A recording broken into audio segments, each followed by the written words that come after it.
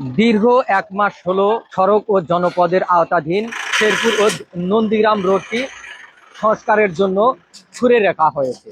এই রাস্তাটিতে প্রতিদিন হাজার হাজার মানুষের যাতায়াত।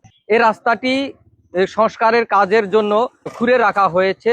খুঁড়ে রাখার কারণে প্রতিনিয়ত ঘটছে দুর্ঘটনা। এখানে যে স্থানীয়রা রয়েছেন তাদের সঙ্গে কথা বলে জানতে পেরেছি, এক অংশ খুঁড়ে রাখার কারণে আরেক অংশ দিয়ে গাড়ি যাতায়াত করতে পারছে না। প্রতিনিয়ত গাড়িগুলো উল্টে যাচ্ছে এবং ছোটখাটো দুর্ঘটনা ঘটছে। যে কোনো মুহূর্তে ঘটতে পারে বড় ধরনের দুর্ঘটনা। ১ মাস হলো এভাবে খুঁড়ে রাখায় জনদুর্ভোগ সৃষ্টি হয়েছে। এই সড়কটি শুধুমাত্র একটি উপজেলা নয়, শেরপুর ও নন্দীগ্রাম দুটি উপজেলার যোগাযোগের একটি মাত্র এই আঞ্চলিক সড়কটি।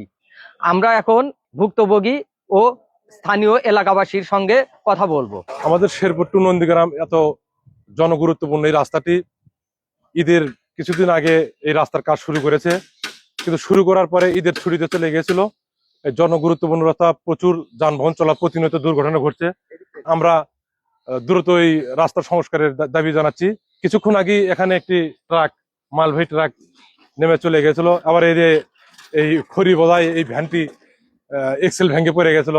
এরকম প্রতিনিয়ত দুর্ঘটনা হচ্ছে। আমি আলাল গ্রুপে এক ভ্যান খড়ি নিয়ে যাওয়ার সময় এখানে খুবই খারাপ রাস্তা, একটা বড় গাড়ি আসার কারণে আমার গাড়িটা সাইড দিতে গিয়ে অ্যাক্সেল ভেঙে পড়ে গেছে। পরপর একটা ট্রাক এসে আমার গাড়িকে কাটে ওঠার সময় একটা ট্রাকটাও মানে খুবই দুর্ঘটনার শিকার হয়েছে। প্রায় ৫-৭ ঘন্টা কষ্ট করার পরে ট্রাকটা উঠানো হয়েছে। এই রাস্তাটা খুবই খারাপ, মানে জনসমত হাজার হাজার লোকজন চলাফেরা করে, কিন্তু এখানে মানুষের খুবই ভোগান্তি আর কি।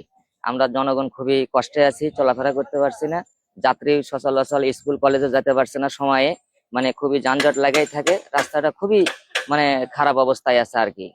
আমাদের প্রতিনিধির কাছে খুবই রিকোয়েস্ট যে রাস্তাটা যেন অতি দ্রুত সংস্কার করা হয়। আর একজনের সাইড দিতে যায় আমার এই গাড়িটা গ্যাপে যায়, নষ্ট হয়ে গেছে। রাস্তা ভালো করে না, রাস্তা অতি দ্রুত ভালো করার জন্য অনুরোধ জানাচ্ছি।